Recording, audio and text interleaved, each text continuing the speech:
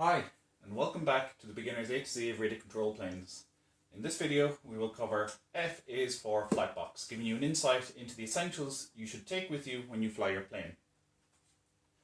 Your flight box should contain all the field equipment you need to get your plane airborne and undertake some adjustments and repairs. It's very tempting to try and take your entire workshop with you, but it's not practical to do that. Everyone's flight box will be different, so I'm going to take you through this one, which is mine, and that will act as a guide for you. I bought a box and assembled it and painted it. You can always build your own, but for a beginner, a flight box like this, purchased and then assembled, is fine. It's a really good option. Flying internal combustion planes almost always justifies the purchase of a flight box, simply because of the sheer amount of accessories that you need at the field. Whereas with an electric power plane, you can get away with just a small box of bits.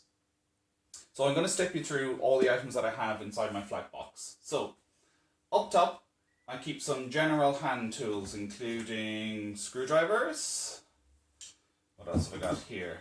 Allen keys, and always only just bring those you need. Not all the Allen keys, just the ones you need.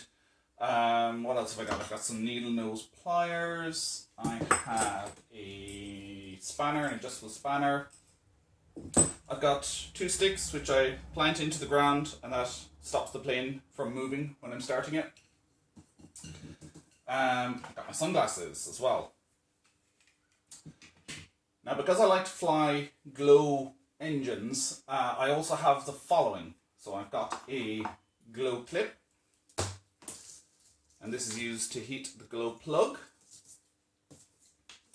I have a glow wrench for removing and installing glow plugs. I have spare glow plugs. I have fuel as well, which I need to take with me. I have a fuel pump. This is a manual fuel pump. You simply turn the handle. And I have an electric starter. Like that. So the glow clip and the starter are powered by a power panel, which you see here. There are ports for the starter, and I'll just plug that in and show you. And for the starter, there we go. And there's also ports for the glow clip, which go in here, and you can use this dial here to adjust the current going through to the glow plug. There's also an area here for plugging in your pump. If you're using an electric pump, you can switch it on and off, and whether you actually want to pump fuel in or fuel out. The panel itself is powered by a 12-volt battery hidden inside this little compartment, and that compartment is just simply screwed on. I can get access into that, and I can charge that 12-volt battery from my mains if needs be, and that then acts as my power source when I'm out of the field. What else have I got here? Other items I like to take. Propellers. Always have spare propellers. You can never have enough of these with you. Spare wing bands. The last thing you want is a wing band snapping on you, so always bring some spares. I just have some weights as well. These are adhesive weights. I use these a lot. Very useful if you just need to do a little bit of balancing while you're at the field. What else have I got? Some screws. You never know when you need them, so I always have a little bag with me. Haven't had a reason to use them yet, but someday I will.